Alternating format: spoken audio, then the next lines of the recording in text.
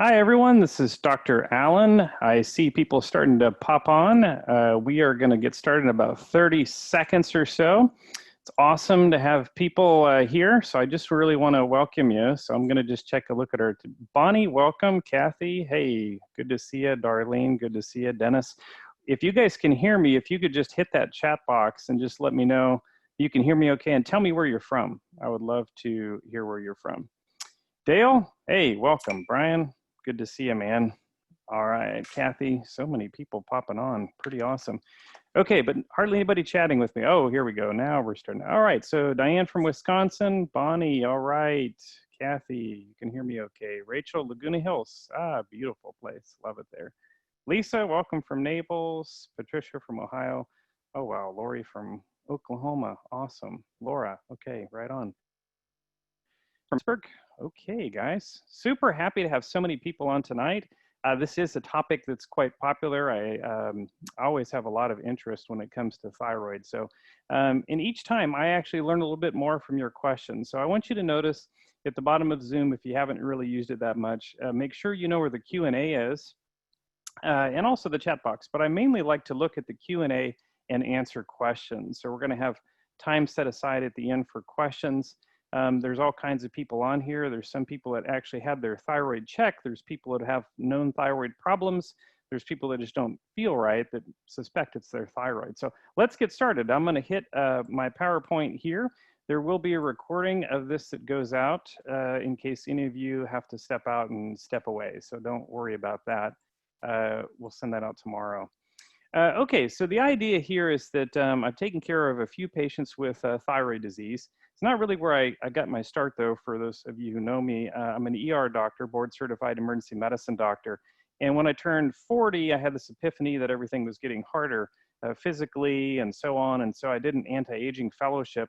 And from then, met a lot of really cool people taking care of thyroid patients, and developed a little bit of, a little bit of my own way I take care of thyroid patients. So let's talk about the thyroid. But before we do, I just want to do just a disclaimer. I just want to remind everybody, I'm not your doctor.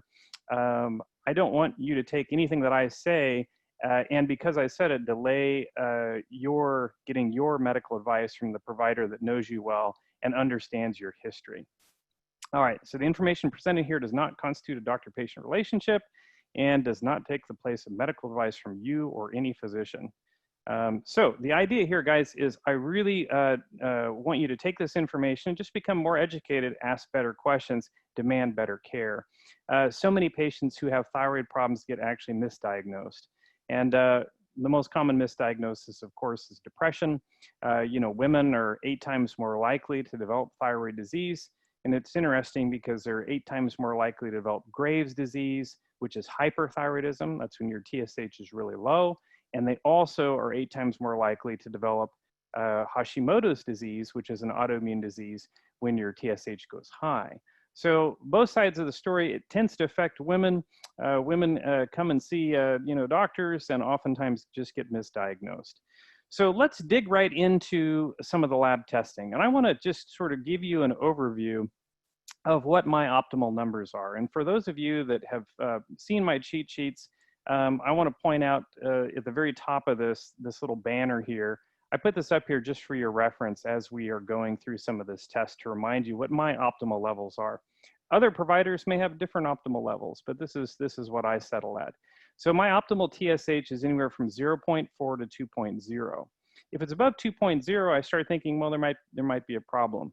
Now, a lot of doctors will only look at TSH and they poo-poo everything else. And so I want to sort of teach you guys step by step why it's important to take a full picture of your thyroid, particularly if you're not feeling right. And thyroid symptoms can be a multitude of symptoms. And so it's really important that we actually do a full evaluation of your thyroid.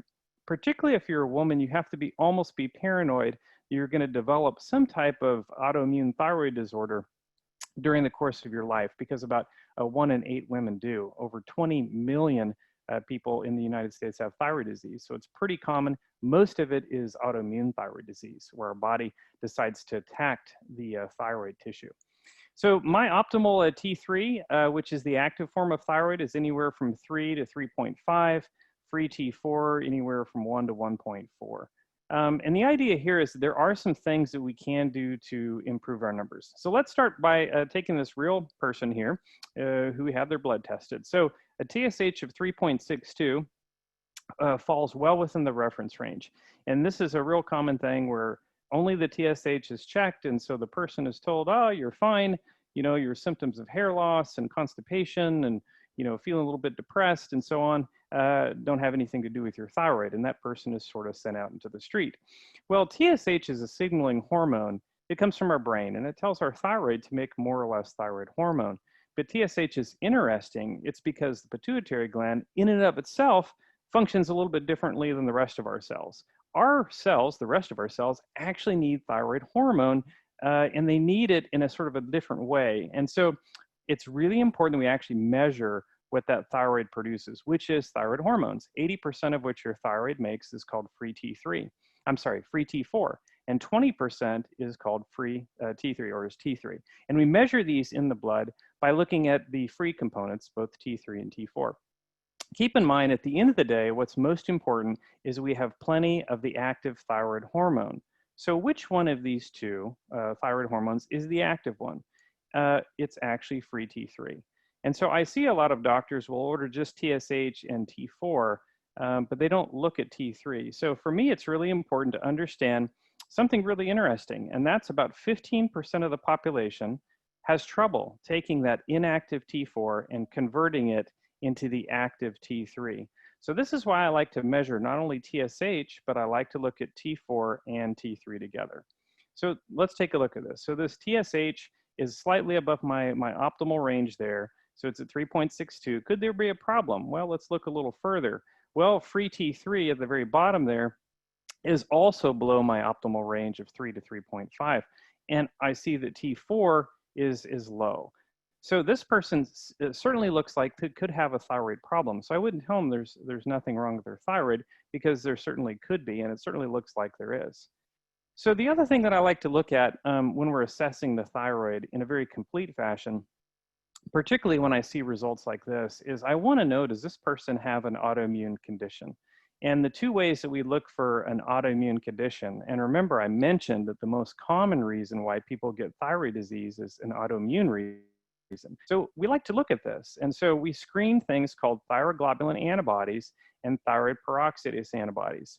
I like to look at, if you were to ask me which one is better, which is a better test, I actually like to look at the thyroid peroxidase antibodies. So if I had to choose one, I would choose the peroxidase antibodies because they tend to be more sensitive. They pick up autoimmune disease a little bit more than the thyroglobulin antibodies do. And so about 80% of the time when there's an autoimmune issue going on with a thyroid, the peroxidase antibodies will be positive, whereas the thyroglobulin antibodies, in some studies suggest it may be only 60%. So your miss rate is higher. Could you have an autoimmune thyroid disease and have normal antibodies? Well, the answer is yes, because they've actually taken some tissue of people that had thyroid issues, and they've analyzed, and even though the antibodies were normal, we saw lymphocytic infiltration of the thyroid gland, and that indicates that that person had an autoimmune process going on. But if you're talking about, most common, and the most common thing is we will see some elevation of these antibodies. And so when we're looking at the thyroid, again, TSH, good to look at, but we also need to look at the thyroid hormones, free T3 and free T4, and it's nice to look at antibodies. And if you're going to choose one over the other, I tend to choose the thyroid peroxidase antibodies. Now, I want to talk a little bit about reverse T3. It's really important, and I will tell you that clinically, we tend to test reverse T3 much less than these other ones. And there's two main reasons why. Well, insurance doesn't tend to cover reverse T3. They'll deny it a lot of the times. And the other reason is if you're having to pay out of pocket for this test, it tends to be a more expensive test. So, we as providers, when we're trying to, counsel our patients and really trying to figure out what the problem is, sometimes we'll order reverse T3 if we think it'll help us get to the answer. If you haven't had a reverse T3 done, I want to talk to you about why you may want to consider getting one done. Well, reverse T3, it really talks about, the concept is thyroid resistance. Anytime a person gets any type of illness, any type of inflammatory event or physiological stress, you can make more reverse T3. the more severe the illness or stress, the more reverse T3 you can make. So, and this is emotional stress, right? How many women are out there dieting? Dieting, the HCG diet, for example, very, very popular years ago. Many people were doing it. People would lose a dramatic amount of weight in that first few months. Well, what happened to their thyroid? Well, they started doing really good at making reverse T3. And it turns out reverse T3 does nothing in the body except it blocks the conversion of T4 into T3, and it actually binds to the T3 receptor, so that T3 that you have can't really work as well. So in general, your thyroid, your actual thyroid hormone can't actually get into the cell. So I like to consider reverse T3 as kind of the blocker. You don't want a lot of it around, and it's kind of the brakes for your body's system. It's good that our body can actually make reverse T3. That way we don't get overwhelmed with thyroid hormone. There has to be some sort of braking mechanism. But just understand, if you have any type of illness or stress, you can all of a sudden make too much of this reverse T3, and this can actually slow down your thyroid. And again, a real common thing that I see with people is the dieting and then the over-exercise. If you have chronic pain, either fibromyalgia, or you're just taking pain medications for any sort of reason, that can also increase the amount of reverse T3. And then guess what? There are pesticides out there, certain plastics, toxins. These also can lead to more reverse T3. At the end of the day, if you have any of these conditions, you're going to have reverse tissue levels of active thyroid hormone in all the tissues except the pituitary. And that pituitary is that feedback place where the TSH is measured. So if we're only looking at the TSH, and you have one of these conditions here, chronic fatigue, chronic pain, inflammation, if you have other autoimmune diseases, if you have, if you're an overexerciser, if we just looked at TSH, we may actually completely miss your issue. And this is why a lot of people like to look at reverse T3 for people that just don't feel right and aren't getting better with our most common, testing and our most common interventions. Interestingly enough, I found this to be really interesting. Reverse T3 is even more potent of an inhibitor of that T4 to T3 conversion than a medication we put people on, which is quite potent, called PTU. So reverse T3, having a lot of it is generally not a good thing. Heavy exercise, especially when you're dieting, reduces that T4 to T3 conversion and can increase the reverse T3. This completely counteracts many of the positive effects of exercise in the women that I see, including weight loss. So they struggle to get that last 10 pounds off, and they just can't do it.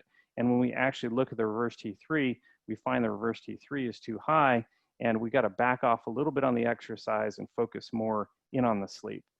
All right, so I'm excited to answer your guys' questions. So I really want to spend some time doing that, but I also want to give you some tips about reverse T3.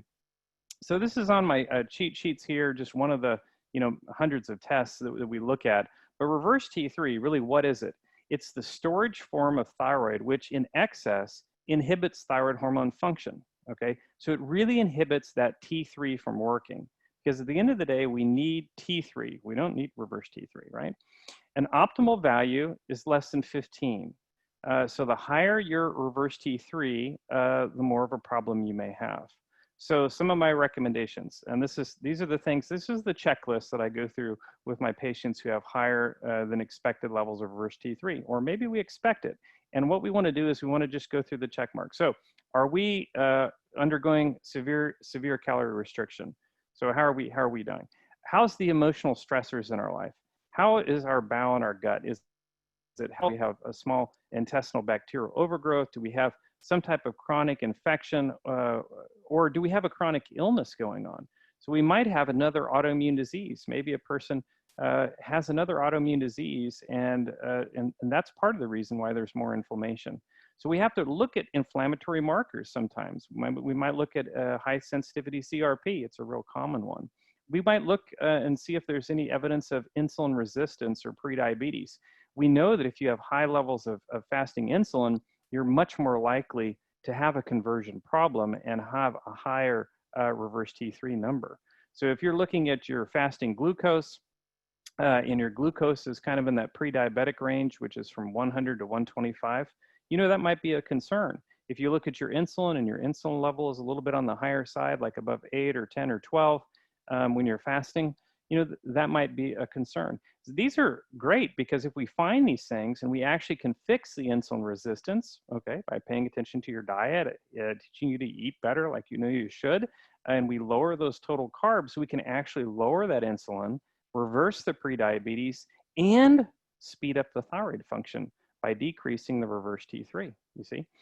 Certain medications have to be looked at. We have to make sure that a person is not on beta blockers.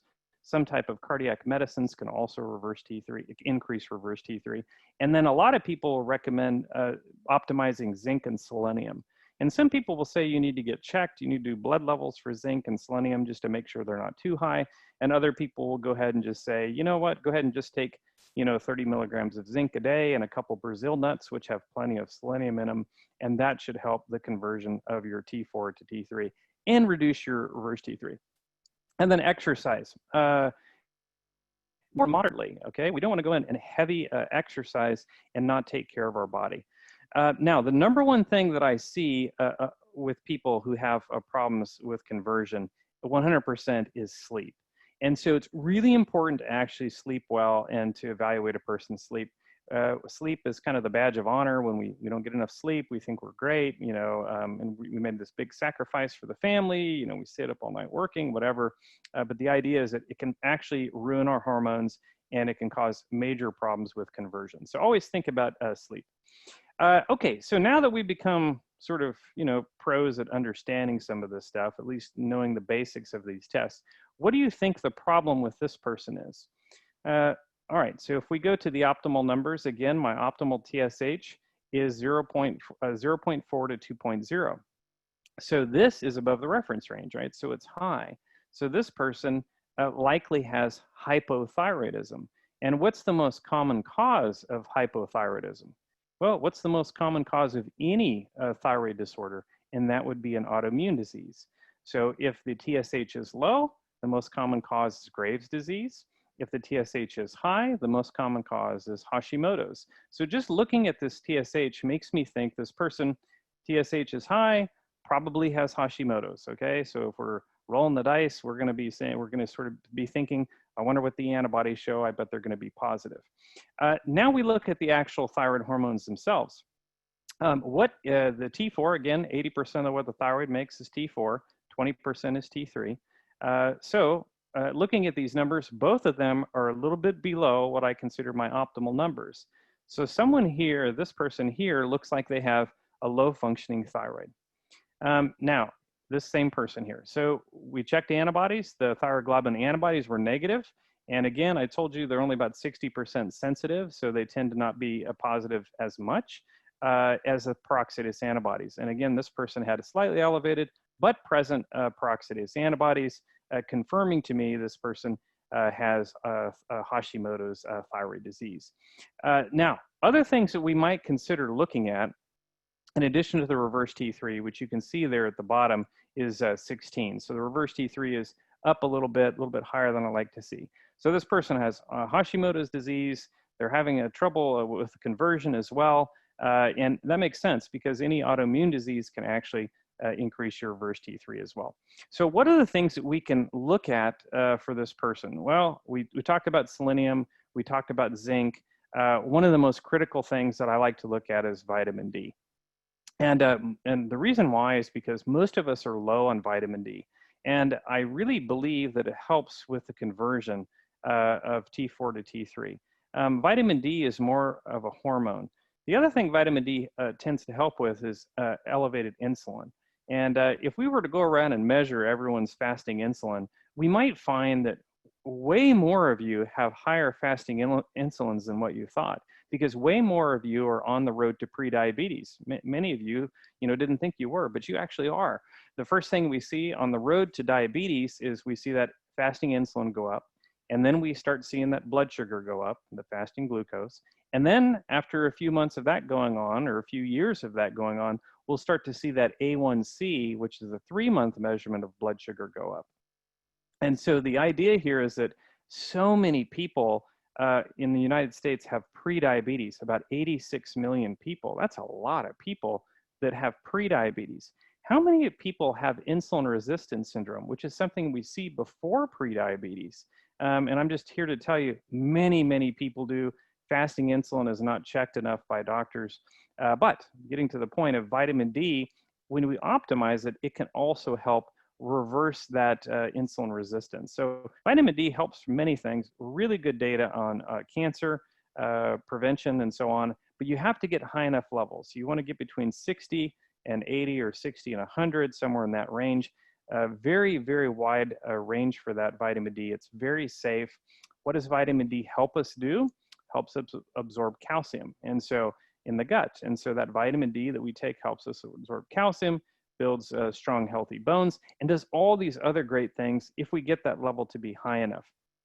Vitamin D is one of the only vitamins that's actually made by our body. It's actually made when the sun hits our skin and converts prohormone vitamin D into the precursor of vitamin D. And then if you have a healthy liver and kidney, you can hydroxylate your vitamin D. And these are the measurements that we get here. So you see a D2, a D3, and a total. And so a lot of people will say, well, what's the difference between D2 and D3? Well, they're both vitamin D. Which one is better? There was a study in 2004 that suggested, maybe if you took supplemental vitamin D2, that might be better. But there were other studies after it that said they're equally the same. The dosage that you take over the counter is the most important. So we all need to take plenty of vitamin D. Vitamin D, D2 and D3 are available over the counter. Both of them are. All right. Now I wanted to show you one other patient here before I get to some questions. So what about this one here? Okay, so now we're looking at a TSH. Again, my optimal is 0.4 to 2.0. So what is this one? Well, this is low. And I told you the most common reason of having a low TSH or a high TSH is an autoimmune thyroid disease. So I'm looking at this and I'm thinking, I wonder if this person has Graves' disease. Well, Graves' disease is where your thyroid starts making too much thyroid hormone. So if we measure the thyroid hormones, they should be high. And so what are the thyroid hormones? Well, 80% again is T4, okay, and that's in the reference range. And then 20% is T3, and you can see that's very high. So here we have a person who have positive antibodies, which is kind of what I expected, right? I expected it to be an autoimmune thyroid disease, yet one of the two thyroid hormones is elevated, but not both. So I'm thinking when I'm looking at this, that this person actually is taking thyroid medication for Hashimoto's disease and is simply over-medicated. And that's what's happening here. The person is actually over-medicated with taking too much T3. And so this sort of puts us right into the conversation for those of you that have been treated with medications. Really, I want to just briefly touch on these medications because it's important to know that one size does not fit all in this particular case. And the majority of people that are started on thyroid medicine will feel better with just what we as doctors commonly use, and that's levothyroxine. However, a significant amount of people will actually never feel great on levothyroxine, and I want to talk about why. So levothyroxine, also called Synthroid, again, the most common one, is only T4. And in the pathway, remember, T4 has to be converted into T3. So if I gave you only T4 and you were not good at conversion, or maybe you had other reasons why you couldn't convert, maybe you had chronic pain, maybe you had fibromyalgia, maybe you had another autoimmune condition where that you just had trouble converting, then that T4 is never going to do good enough, and you're never going to feel good because you're never going to get that T3 into the cell. Now, why do doctors prescribe Synthroid and levothyroxine? I'll tell you why. The pharmaceutical companies a long time ago convinced us that it's just a better medication, and the reason why is because it'll work in the majority of people, and most importantly, it's long-acting. So that means the half-life is about a week, and so if you miss a dose here or there, it's not that big a deal. T3, if you jump all the way to the bottom, is called Cytomel. It has a very short half-life, and if you miss a dose here, it can be quite noticeable. And so, telling doctors, hey, you know what, once you get to the right dose for the patient, you don't have to worry about it. You don't even need to talk to them about taking their medication on an empty stomach. And so doctors forgot to do that. So now most of the people that I see for the first time with thyroid problems have never been told that they're not supposed to take their thyroid medications with food. And so they're constantly just throwing them in with breakfast or lunch or dinner. And they take them with other supplements. They even take them with iron supplements and so on. So I like to think about thyroid medication. It's like the sensitive middle child. You have to really take it on an empty stomach. And so it needs to be at least an hour for any food or other supplements. And so if you're a coffee person, you get up, does coffee, interfere with the absorption? The answer is yes. And so you really want to try to take it in complete isolation. And this is the major problem that I see with people. Nobody's ever talked to them about this. And so we don't even really know like how much of the thyroid is actually being absorbed. So once we get that problem fixed and people get into the routine of taking it, then we see if it's actually working. The other thing you need to know is that, a lot of people want to know about dose variation. What does this mean, dose variation? It just means that if I give you a dose, like, very common dose for Synthroid is 0.125 micrograms per day. Well, if I give that dose to you every single day, will each pill actually have that same dose in it? And there's pretty significant variation of about 10%.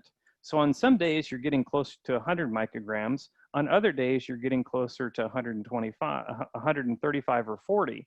And so the concern really is how much dose you're getting. And you can see, particularly if you're a thyroid person, who's struggled with this for many years and been in and out and seen multiple doctors, part of the struggle sometimes can be due to the medication and that dose variation. Imagine you have an absorption issue because nobody's ever told you about the eating issue with your thyroid medicine. Now you have a dose variation issue. The other thing that people always want to know is, does the medicine have any fillers in it? And so turns out Synthroid has corn and gluten fillers. And then if we look at Armour thyroid, which is a pretty common, one that includes both T4 and T3.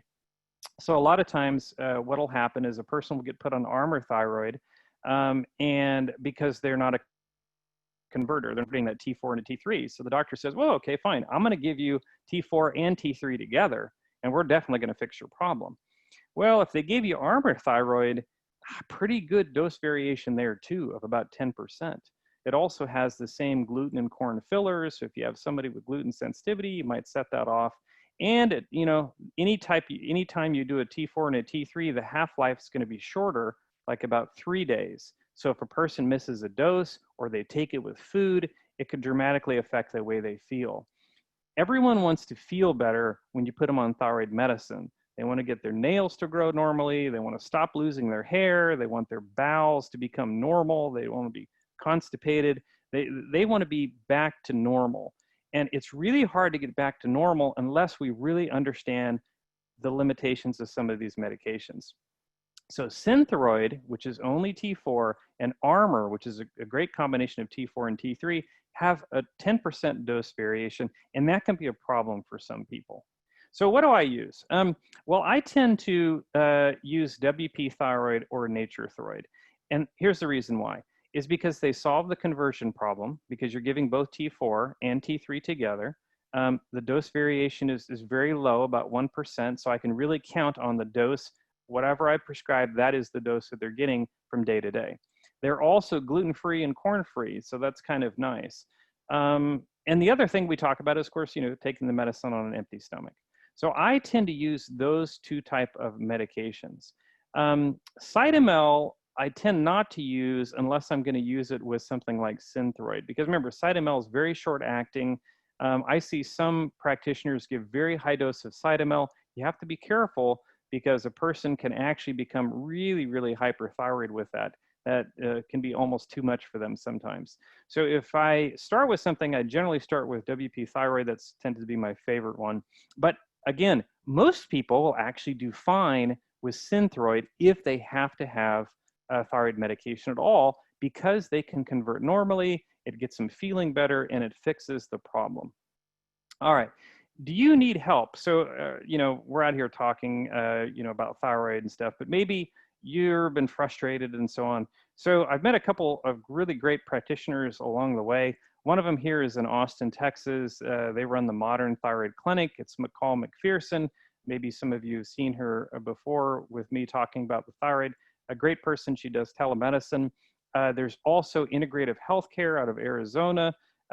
It's Dr. Alan Christensen's group, multiple doctors within that group. They also do telemedicine. So if you're somebody out there that, you know, just absolutely needs help, we want to at least offer those resources to you. I will say they practice medicine differently. They're integrative practitioners.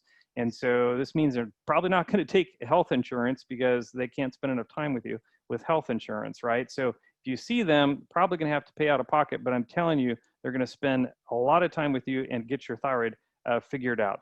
So those are some resources for you. If you haven't ordered thyroid testing and you want to, because you sat through all this and I'm getting ready to answer a bunch of questions, you can use this coupon code called webinar20. And that gives you off $20 off any future order. All right, so let's get to the questions here that we might have. So I'm going to look and see. I left plenty of time for questions. Okay, so could you address, so Patricia is asking, could you address elevated reverse T3? All right, so elevated reverse T3, again, I'm going to go to my little, my little cheat sheet here that I like to use. So elevated reverse T3. So what happens if my optimal value is not optimal? So in this case, let's say I should do a couple examples of it being 20. Well, that's too high, right? So I know that I'm having a problem with too much storage T3. So I have to look at the most common things first. So for me, the most common things are you dieting? Are you over-exercising? What's going on at home? What are your emotional stressors? Is there something that I'm missing here? Do you have prediabetes or insulin resistance? In other words, do you have a blood sugar problem, right? And so we're going to really dig into that. And then once we actually figure out, okay, you know, a person's, all these other check marks are going fine, we're assessing your inflammation. We might measure a CRP marker. We might look for associated inflammatory conditions. After we do all this, then we start to say to ourselves, okay, are there things that we can do to optimize? That's when we consider putting you on zinc and selenium. We make sure you're sleeping well. We may even do sleep surveys on you called a Berlin and Epworth sleep survey to make sure you don't have obstructive sleep apnea. That can be a huge issue for a lot of people. And there are integrative doctors out there that are more and more looking at food allergies. So they're doing IgG testing. So they're looking for your reaction when you eat various types of foods. And they're doing sort of an elimination diet. And they're doing this, okay, is there some little bit of inflammation that's causing the issue with reverse T3? When you have a high reverse T3, it can be kind of complicated because there's so many reasons for you to have it. And so this is why it's really important you get someone who really knows what they're doing when it comes to reverse T3, because there's a lot of boxes that you have to check off. So I hope that answers that question. Okay, all right. All right, so Ruth is saying my TSH went from 3.3 in March to 0.006 this month. Okay, and so I think I had COVID early, which created anxiety, which I think hacked my thyroid. Okay, so interesting thing, coronavirus, we have seen with influenza, we have seen higher levels of reverse T3 and problems with conversion. And it would make sense because any type of significant illness can actually slow that conversion. If you think of it this way, it's our body's way of going into hibernation. And so our body really tries to suddenly slow down. And this is why with calorie restriction, we tend to get a lot more reverse T3, and we really slow that conversion of T4 to T3. And because our body is not getting the calories that it needs. And so the body's smart and it's saying, okay, I'm going to put more of this in storage here. I'm going to slow down my metabolism. And this is why a lot of people that go on fairly significant calorie restriction diets may lose a lot of weight in that first month or two, but almost all of them will gain all of their weight back and more 6 months down the road. Every single HCG patient I have ever seen from other practitioners has lost a significant amount of weight in that first 1 to 2 months, but 6 months down the road, they've gained all of it back and more. And so that was my sort of thing early on, is that so many people were touting HCG, but it puts a person into such severe calorie restriction. If you're a person out there, I'm just curious, and you've actually had HCG diet and you actually kept the weight off, I would be really curious to know, because I just haven't seen them. I know there must be people out there that that's happened. Now, your TSH, Ruth, going from a 3.3 to a 0.006 is highly unusual, which would make me want to know, are you taking thyroid medication? Because that'd be the most common reason, is that you got over medicated with your thyroid, because you're in a hyperthyroid state, right? With the TSH being that low. All right, so Laura, all of the thyroid markers came back normal. Not sure why the markers would be normal and have antibodies. I'm already gluten-free. All right, so it sounds like your thyroglobulin antibodies were positive and everything else came back normal. So I assume that you had thyroid peroxidase antibodies. So let me go to that slide and just show people again. So what happened here with Laura is that she had a completely normal TSH and a completely normal, I think I have one of those. That first person I think was the normal one. Sorry, I'm going through these pretty fast. Okay, so she had a normal TSH and she had normal free T3 and free T4. However, when she checked her other markers, her thyroglobulin antibodies were positive. And I'm assuming that your peroxidase antibodies were negative. So this is great that you brought this up, Laura, because we see the antibodies elevate in people years before we see any changes in their TSH and their thyroid hormones. And so if a person is actually doing a complete thyroid evaluation, they may see antibodies positive for up to 5 years before they see the onset of thyroid failure. So that begs the question, okay, so if I'm your doctor, what am I going to do with you if I know that you have an autoimmune thyroid disease, but you are subclinical, meaning you don't have any symptoms yet, but I know this autoimmune process is going on in your body? And again, all the things that we do to help support the thyroid, we do. So all the kind of the things that we do, if you had a high reverse T3, we do. Okay, we're going to look at your sleep. We're going to look at your stress. We're going to maybe do some supplementations of zinc, selenium.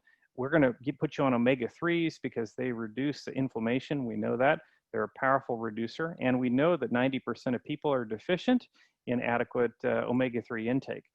The other thing that we may consider doing is food sensitivity testing for you. And then here's the controversy. And this is a really important thing for you guys to know. If you have autoimmune thyroid disease, think about it. Your body is going in there and it's attacking the thyroid. It's attacking the cells and it's creating a lot of inflammation, a lot of problems. It can create structural problems in your thyroid. And so you can be more prone to develop thyroid nodules, little bumps that you actually might feel. Now, not to alarm anyone, because 95% of the thyroid nodules that we find are not cancerous. We don't have to worry about that. However, if you're at a point where you can actually feel your thyroid nodule, that might be a concern, because the bigger your nodule is, the more likely it is to be malignant. So if you have autoimmune thyroid disease, it's much more likely for you to develop structural disease of your thyroid. So this is why it's really important to get involved with a practitioner if you have an autoimmune thyroid condition. So Laura, so in your case, you have positive thyroglobulin antibodies, which are significant. So it does look like you have autoimmune thyroid disease. It'd be important for you to partner with a provider who's going to want to take a look at this and follow it over time. Because between now and 3 months from now, you could go into thyroid failure. And if nobody's following it, they're going to start putting you on antidepressants. You might gain another 10 or 15 pounds. You might have hair loss and sort of all these other problems that you don't want to have. So it's really important that you follow up with someone when you have positive antibodies. And the other thing you want to consider is, making sure that there's no nodules at all. When we do autopsies on people, interestingly enough, 50% of people have thyroid nodules. Now with CAT scans and MRIs and ultrasounds, we're picking up nodules left and right. And so now we're seeing a lot of nodules. And again, 95% of nodules are not to worry, but the larger they are, the more concern it can be for a person. Also, by the way, if you're a man and you have a nodule, it's much more likely to be malignant. For whatever reason, I think we're just cursed. Okay, all right, so let's see here. I'm going to just read some more of these questions here. So I've had my thyroid tested multiple times and results seem to all come back normal, except I had thyroglobulin antibodies of less than 1. Okay, so thyroglobulin antibodies less than 1 is normal, and thyroid peroxidase antibodies is 45. So I understand that 45 is high. So now we've had 2 questions.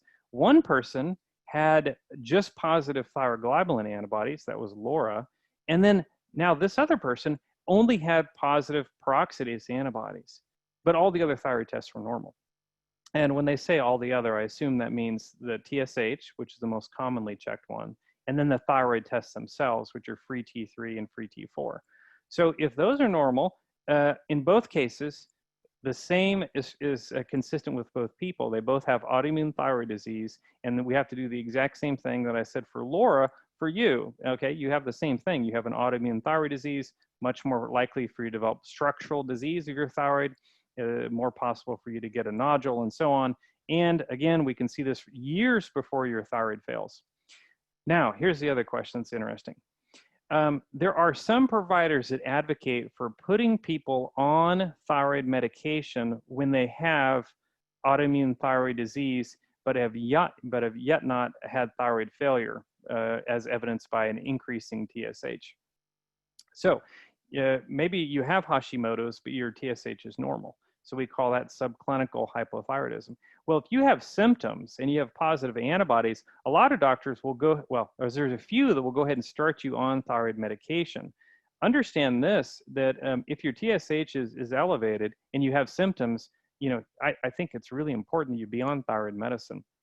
But the real question is, in your case, what do you do with somebody who maybe feels fine and was just getting a blood test done and you have positive antibodies? Well, you're going to follow your tests closely over time, okay, looking for changes in that TSH and free T3 and free T4. And you're also going to consider the possibility of doing all the supplementation and everything you do and so on. But I really think that my main point is your next step is watchful waiting. I wouldn't put a person on medications for this type of thing, particularly if they're not having any symptoms. But there are doctors out there that would consider maybe putting you on medicine. 20% of autoimmune thyroid disease reverses. So my thought is, if I put you on medicine and you're not having any symptoms, and 1 out of 5 times it's going to reverse anyway, all I've done is created a lot of havoc for you, because you had to go fill a prescription, you had to go pay for it, you had to remember to take it every day, and then you couldn't eat, and you had to wake up at 4 in the morning to take it, or whatever thing. It just goes on and on. So I don't like to just treat you with medications based on antibodies alone. But that's just me, and other practitioners may do things differently. So I hope that was helpful. All right, so Ruth said my reverse T3 was 50. Again, my optimal value is 15 or less. That's a very high reverse T3, Ruth. And so, you know, the question would be, you know, what's the cause of the reverse T3 being high? Do you have many of the indications for high reverse T3? Which, let me just pull those up again. Again, insulin resistance, super common, okay? Do you have a sugar problem? That's a super common thing. And we miss it all the time because we only check fasting glucose and maybe the A1C, but we never check to see if you have insulin resistance, which is a higher than expected fasting insulin. So a fasting insulin above 12 can lead to higher levels of reverse T3. You'll know you have insulin resistance because you're going to be gaining weight. Insulin is a fat fertilizer, and a person just starts putting on weight and they can't figure it out.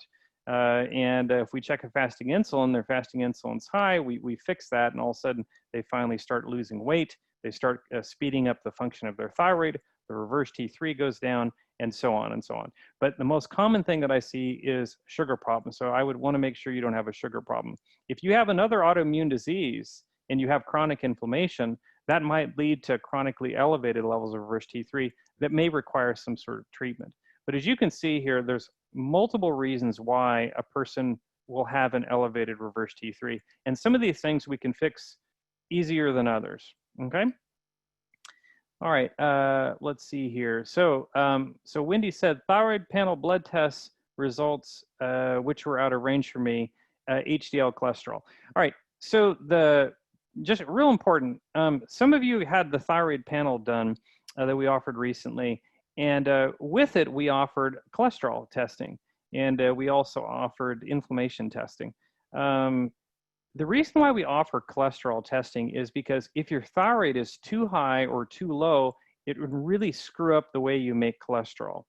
And so you'll see a lot of doctors that want to run and put you on a statin, like a Crestor or Lipitor or something like that. And that may not be what the necessary thing is. Maybe you have a thyroid problem that if we just fix your thyroid problem, we can take you off the medication. So looking at your HDL cholesterol number, above 50 for a female is considered to be optimal. You're pretty close to optimal there. HDL cholesterol, for those of you that don't know, is called high density lipoprotein. It's the good cholesterol. LDL cholesterol, low density lipoprotein, is considered the bad cholesterol. And my optimal level for that is less than 100. If you guys saw my cholesterol numbers, you would be horrified. I've got terrible cholesterol numbers. And the reason why is because 70% of the way we make our cholesterol is genetic. It's just inherited. We got that from, our parents. And so my dad had horrible cholesterol, and so did grandpa, and so on and so on. And so about 30% of it can be fixed through nutrition. So if you have really bad cholesterol, and even if you eat great, you may only see a difference of about 30% or so in terms of reduction of your LDL cholesterol. Exercise, taking omega-3 fish oil, these are some of the things that can boost that HDL cholesterol. Again, the two things that thyroid commonly affects, very, very commonly affects sugar issues, so the sugar system of the body, and it commonly affects the cholesterol system of the body.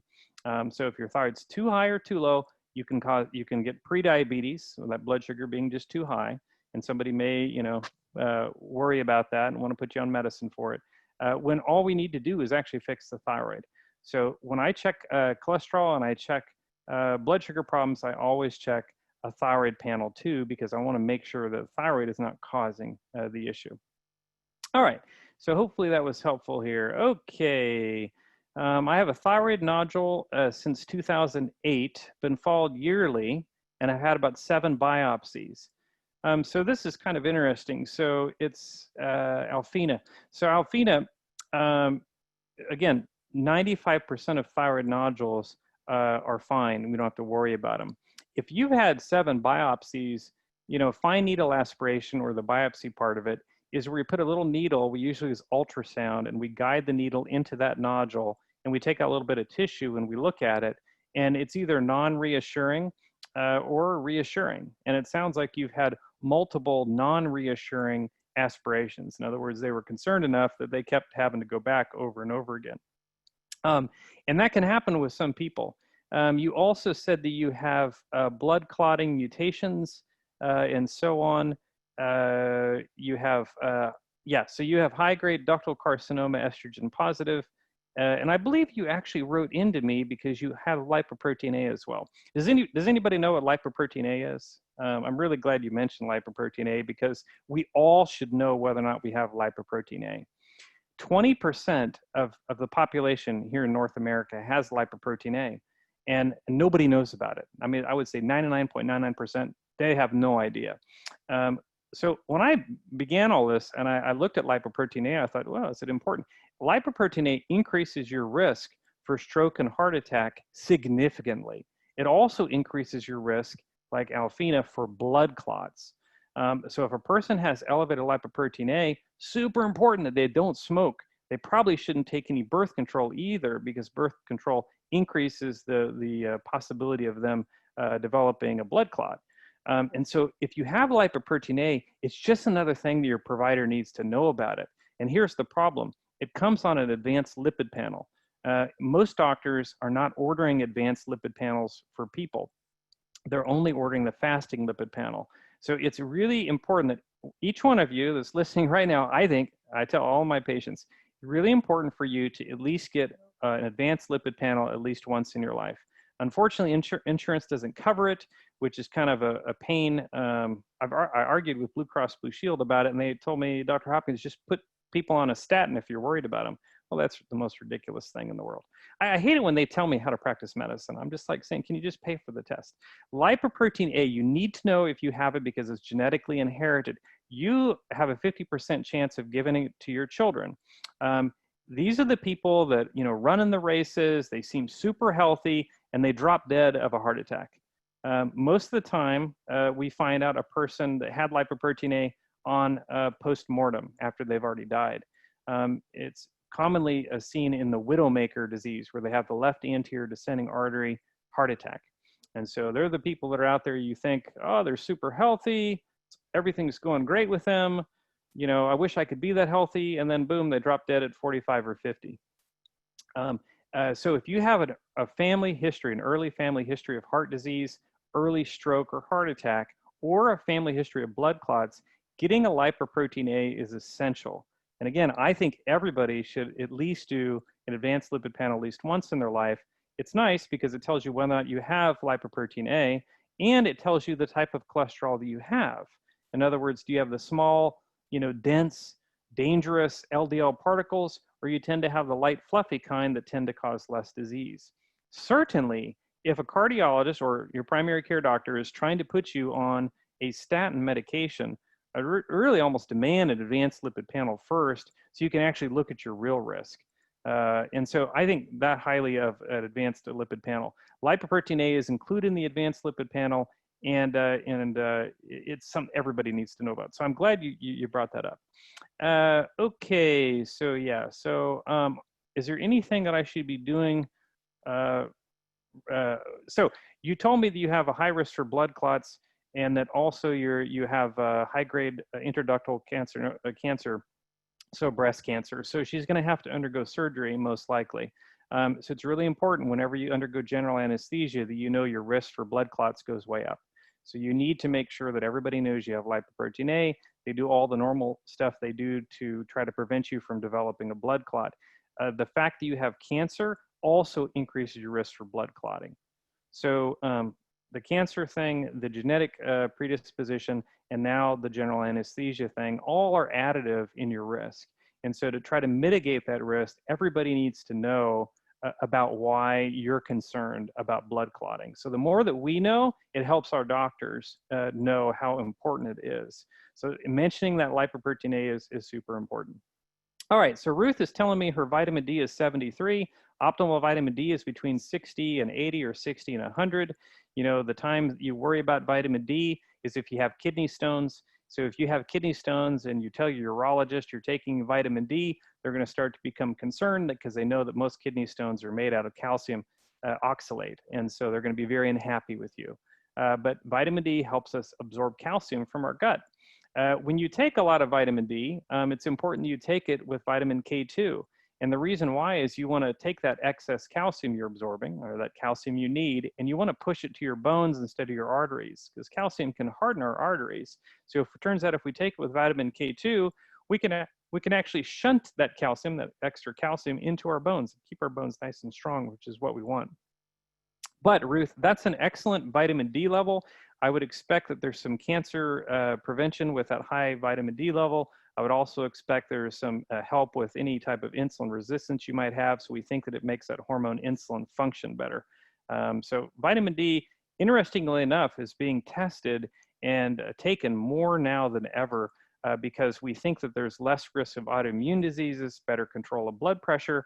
Neurologists find that when people are optimized on their vitamin D, their patients tend to have less seizures. So those patients that are seeing them for seizures. And also if you have a neuropsychiatric illness, you tend to have less breakthroughs in that when you're optimizing your vitamin D. So vitamin D is a super important vitamin that's really functions more like a hormone. So that's an excellent number at 73. All right, so somebody's giving me, again, Wendy's giving me her numbers for her cholesterol. HDL was 48. That's the good cholesterol. Above 50 is what's considered to be fantastic. Her LDL is 110. That's pretty good, you know. An LDL less than 100, I think, is really good. So she's very close.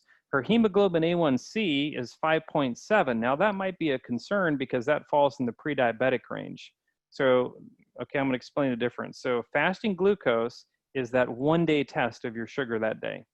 Sometimes that can be high. You know, maybe you were stressed out on the way to the blood draw. Maybe somebody pulled in front of you. What are you doing? You know, and your stress cortisol shot way up, which caused your insulin to go way up, and your glucose to surge up because you were so angry.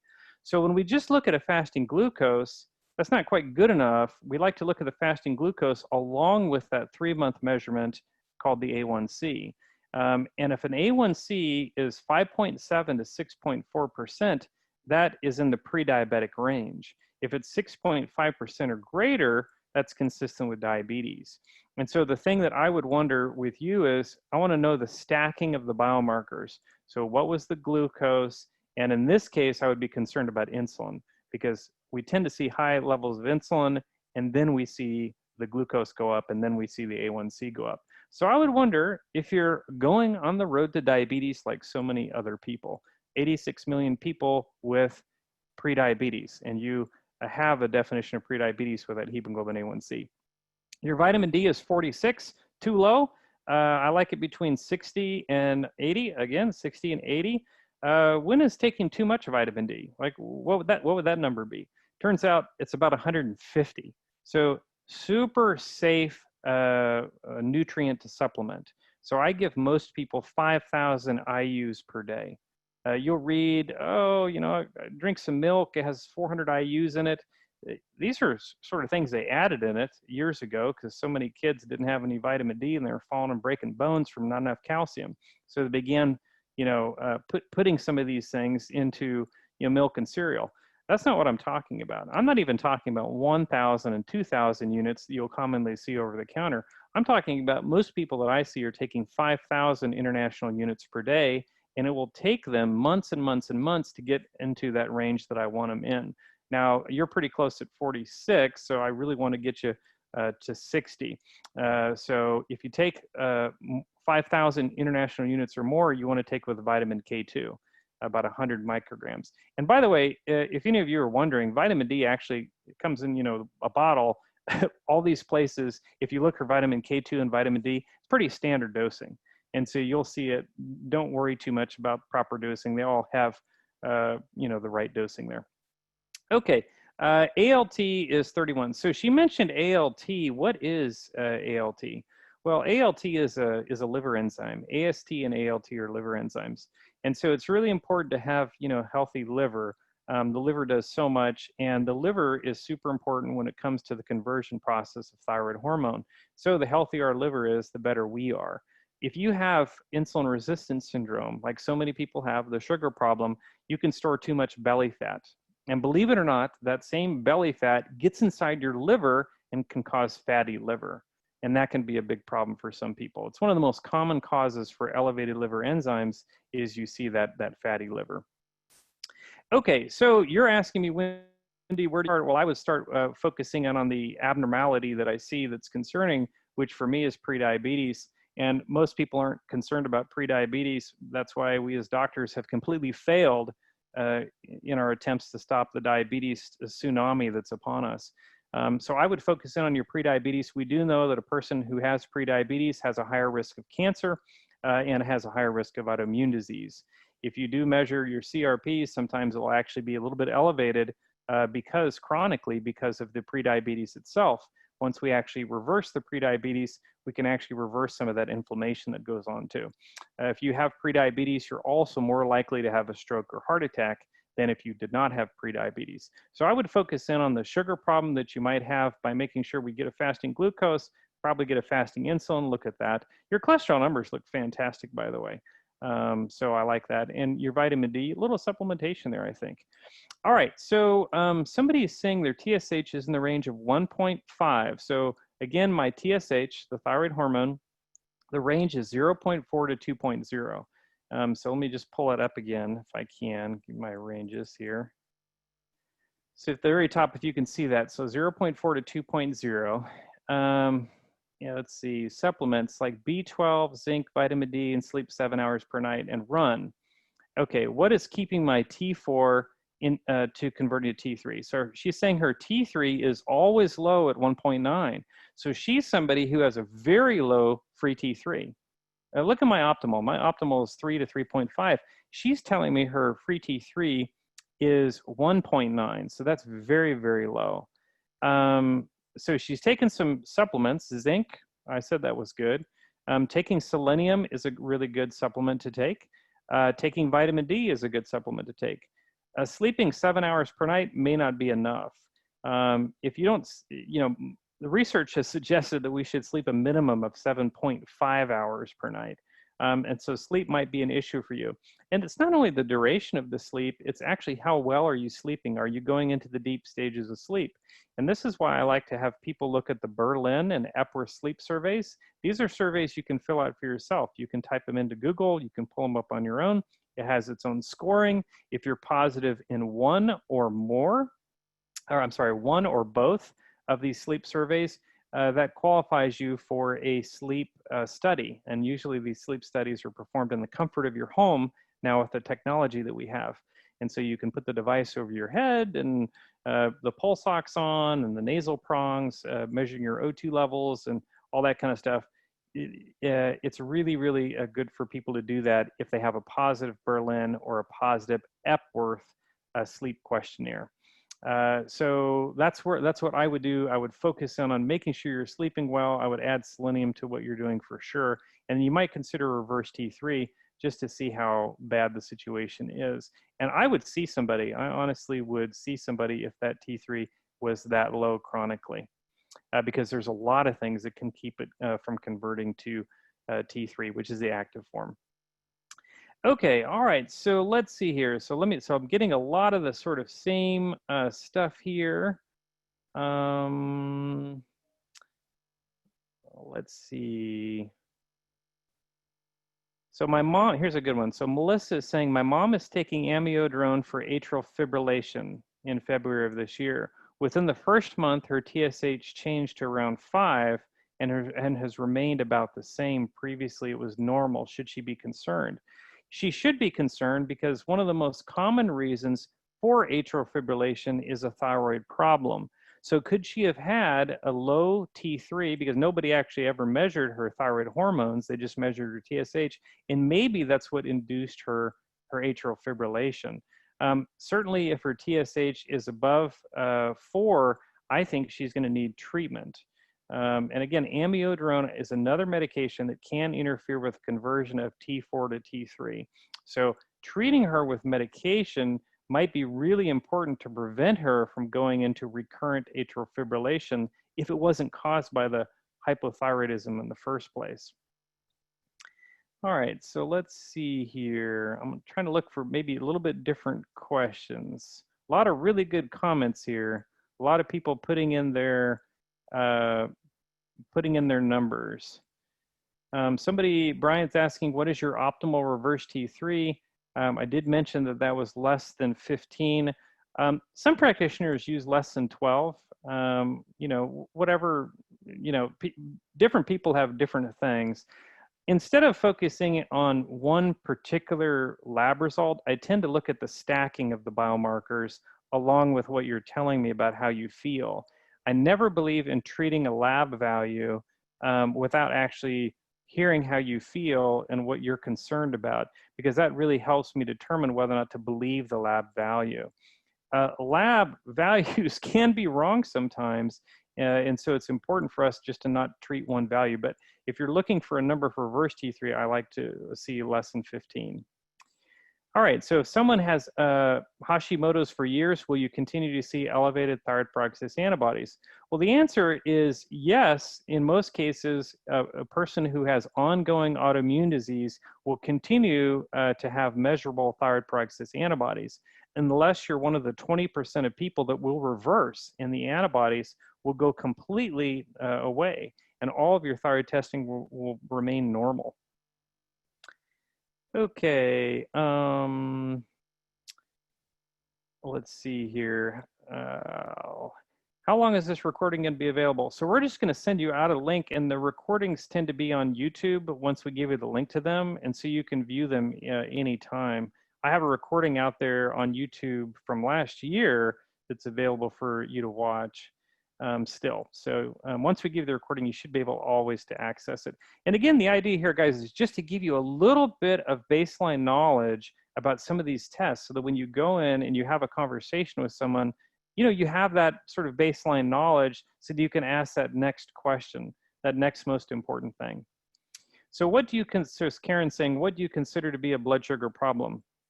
All right, so yeah, so a blood sugar problem to me starts with fasting insulin, glucose, and A1C. And again, it's like a road that we go on. And the first thing that we tend to see is that insulin goes high. What is insulin? Well, it's a hormone that's produced from our pancreas, and it actually helps glucose get into cells. And so it helps lower glucose levels. So the first thing that we see when a person has a sugar problem, they tend to have no symptoms except weight gain. They can have a normal glucose and a normal A1C, but their insulin level could be like 15 or even 20. So they have what's called insulin resistance syndrome. This syndrome is probably one of the most commonly missed syndromes in the United States right now, because again, so many people have sugar problems. We're not checking the earliest findings of a sugar problem. We're only looking at glucose and A1C. So looking at a fasting insulin is important, and then looking at a glucose is important. Now, an optimal glucose is considered to be 70 to 85 or so. Once you get to 100 on your glucose, that goes into the pre-diabetic range, which is from 100 to 125. Your A1C, optimally, again, this is a 3-month measurement of your blood sugar, should be less than 5.4%. That's my optimal. Anywhere from 5.7% to 6.4% is considered to be prediabetes. Again, putting you at risk of increased stroke, heart attack, autoimmune disease. Anything above 6.5% can increase that risk even further, and that's considered to be diabetes.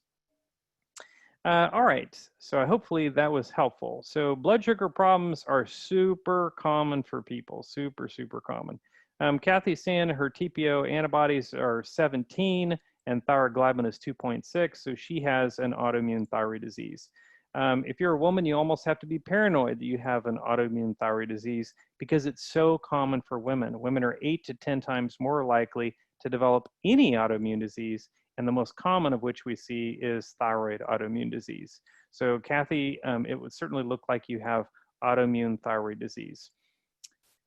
Which again, you may have completely normal other markers. Your TSH, T3, free T3 and T4 may be normal, and the only reason is because this can happen for years before we see enough destruction of the thyroid where you're just not making enough thyroid hormone. So you need to be followed over time. Let's see. So Mark is saying, what is the treatment methods measurement for patients with thyroid removal and ablated?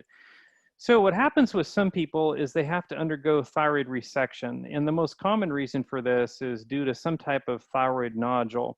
The other, probably even more common reason actually is Graves' disease. Because when you have Graves' disease, your body, your thyroid gets infiltrated with this autoimmune process. And we have to give you radioactive iodine in order to, stop this, this hyperthyroidism that you have. TSHs are super low, your heart's racing all the time. I remember I had a resident come up to me at the hospital at Del Seaton where I work, and he was saying, oh man, my heart rate's 120, I feel anxious, something's not right. And this kid was like 25, 26 years old, and we checked his thyroid, and he had a TSH which was quite low. It's down like 0.1, I mean super low. So he went for a scan of his thyroid, and he had a lot of uptake diffusely, suggesting that he had Graves' disease. By the way, he had positive antibodies.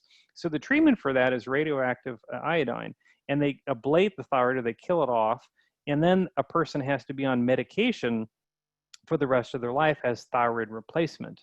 And so you have to sort of decide, do you want to be on medication for your Graves' disease that's causing such severe symptoms, or do you want to be on medication once we destroy your thyroid? So there are 3 things that we can do when you have Graves' disease. The first thing is we can give you radioactive iodine, and that's pretty common. The second thing is some people say, you know what, I'm pregnant, or I'm breastfeeding, I don't want radioactive iodine, in which case we then may put you on medication. So we may put you on PTU and propranolol, which is a beta blocker. So we're going to try to reduce that heart rate, reduce some of these jitteriness symptoms, going to lower your blood pressure a little bit, and we're going to slow down that conversion process that's happening because your thyroid is making way too much thyroid hormone because of the Graves' disease. The third option, which not a lot of people like, is surgery, where they actually take out your thyroid gland. The other reason for surgery would be if you had a malignant thyroid nodule. So if your thyroid nodule is above 4 centimeters, much more likely for it to be malignant. Again, 95% of nodules are not malignant. If you have autoimmune disease, you have to be a little bit worried about nodules developing due to the autoimmune process. You're much more likely to have a nodule. So again, another great reason to be followed by a doctor. All right, so let's see here. So Bernie's saying, I used to be on 25 milligrams of Synthroid. So Bernie sounds like a guy. Now there are some girls with him, maybe Bernadette, but I'm going to assume you're a guy. So men much less likely to have thyroid disease in general. However, men tend to be much more likely to have thyroid cancer when they have a nodule. All right, so Bernie used to be on 25 milligrams of Synthroid, probably means micrograms, so a very small dose, 25 micrograms of Synthroid. He's now on 60 micrograms. What did my doctor likely use to determine the increase? So how do I determine if I'm not converting T4 Synthroid well? Okay, so this is a great question because doctors generally will just look at a TSH. And I hope that I've given you enough information that when you're not feeling well, especially, super important to actually look not only at the TSH, which is a signaling hormone from your brain, but to actually look at your thyroid hormones themselves. So if you're taking a thyroid medicine and you don't feel right, you really need to look at the T4 and the T3, and you want to look and see if you're converting well. You're taking Synthroid, which is entirely T4. So you're counting on your body being able to take that Synthroid and convert it into T3, which is what your cells use. Okay, and so yeah, so your doctor probably, and I don't know, probably was just looking at your TSH. If you really want to determine how well you're converting your Synthroid, you have to look at your T4 and T3, okay, together. And you're going to actually look at TSH, T3, and T4 together. All right, hopefully that was helpful. Okay, so Mary Louise, how does a low carb or keto diet affect the thyroid? I've been eating low carb for a year. I got to goal weight, reversed insulin resistance, feel great. But about 6 months ago, my eyelashes and brows started to disappear. I can't get them back even with lash growth products. So, well, this could be a number of things. Certainly the loss of the lateral third of the eyebrows is consistent with hypothyroidism. For those of you that have seen my lecture, where I talk about, oh shoot, I've already forgotten it, that very famous painting, the Mona Lisa. Lisa has the absence of the lateral third of her eyebrows, which is a finding of hypothyroidism, as is coarse hair and dry skin and some of these other things. So I would be concerned that you could have hypothyroidism, but I don't know unless we measure a TSH, a free T3, and a free T4. And for you, it might be something we might want to look into reverse T3. But I would be curious to see how well you're actually converting, because I do worry about that if you're starting to lose the lateral third of your eyebrows, for sure. But your question was, does a low-carb diet tend to affect the thyroid conversion? Well, they've done studies on this. It's not so much the low-carb diet per se. It's actually the total calories that you're taking in. So again, the HCG diet is a great example. People take very, very little calories in when they take the HCG. They take about 500 calories per day. That's super low. Your body needs more than that. So you get that initial weight loss, but you dramatically put yourself into thyroid problems for most people, and this is why they gain the weight back. So when you think about the way you ate over the last year, whether it was low carb or keto, you really look at the total caloric intake.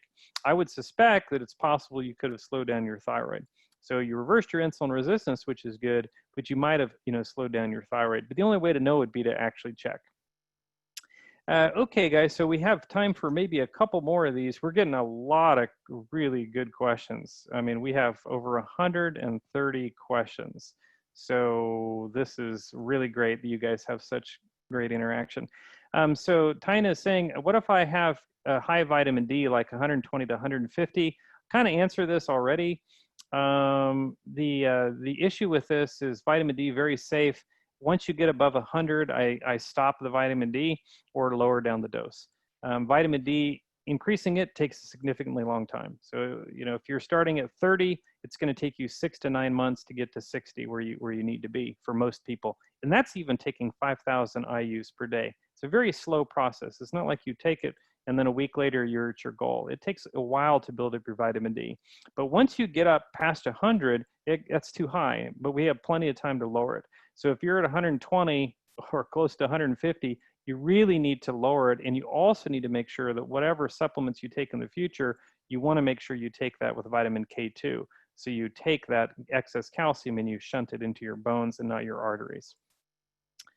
Okay, so I think this is about all we have time for. A lot of very similar questions, and I apologize if I didn't get to your question. I mean, there was over 140 questions here now, so I can't answer all of them. Unfortunately, we don't have the time. Okay, somebody's asking a little bit about iodine here. I'm not necessarily an expert in iodine, except to say this. Iodine is one of the most controversial topics when it comes to the thyroid. You have some doctors that are saying you need to take iodine. You're having other doctors saying you need to avoid iodine. And then you have people that don't realize that thyroid medications actually contain iodine. Most people are actually taking too much iodine here in the United States. And in fact, one of the leading thought leaders in integrative health when it comes to the thyroid thinks that it's a significant cause of the autoimmune disease we see here in the United States is excess iodine. Didn't used to be that way. The soil used to be depleted in iodine. Now we all have too much iodine. So if you want to read a book about iodine, I know that Alan Christensen is coming out with a book, and it's all about the thyroid and its relationship with iodine. So I can certainly put that in the comments section for you guys. Okay, guys, if I really, really appreciate you guys staying on tonight, and you know, sorry to drone on so long. Many of you, 170 of you, were able to stay on and listen to all of this, surprisingly. So I'm really, I'm really thankful that you guys are out here. You make doing this a lot of fun. Guys, if you haven't had your thyroid check and you want to, make sure you use that coupon webinar 20 if you want to save $20. If you want to order it yourself through your lab work, you're welcome to do that. If you have insurance that pays for this stuff, use your insurance. You know, if you have a high deductible, that's what this is for. Oh, the other thing that I wanted to mention, because some people had their iron levels checked and ferritin levels checked, and I wanted to touch on that just very briefly. If you have an excess amount of iron, or you have not enough iron, you can have a problem with conversion as well. The confusing thing is, you know, what's the difference between iron and ferritin? Well, ferritin is a transport protein for iron, and you can have inflammation in your body and ferritin can go up. So coronavirus or COVID-19, one of the things we actually look at is serum ferritin. If it's super high, we worry about that person running into trouble with a very poor outcome and being on a ventilator. So ferritin is something that most women will actually have low levels of ferritin, indicating an iron deficiency, and their total iron levels will be lower than what they should. So that'd be on the very low end of the reference range. And if your level is less than 41 on your ferritin, you almost always need a supplement, or it's going to cause conversion problems. If your ferritin and your iron levels are on the high side, particularly if the ferritin is above 500, and your iron levels on the higher side, you might have hemochromatosis, which is something that I've talked about before, and maybe you guys have heard me say it. It can actually get into your liver and cause liver problems, and it can get into your pancreas and cause problems with diabetes and destruction of your pancreas. So having way too much iron is bad. Having, you know, too little of iron is bad, and most people will have too little of iron due to many heavy periods over many years. Just a real common thing we see, and they'll have to do a little bit of iron supplementation. Just keep in mind, if you're taking thyroid hormone and iron, it can be a problem because you need to wait at least 4 hours between taking that supplement and taking your thyroid replacement, because thyroid really binds to iron supplementation. And so you can totally screw up your thyroid when you're taking iron replacement. So just remember that little knick-knack. Okay, all right, guys. Well, thank you so much for all your time. We'll put out a recording tomorrow, and really appreciate it. And you guys have a great, great night. Okay, bye now.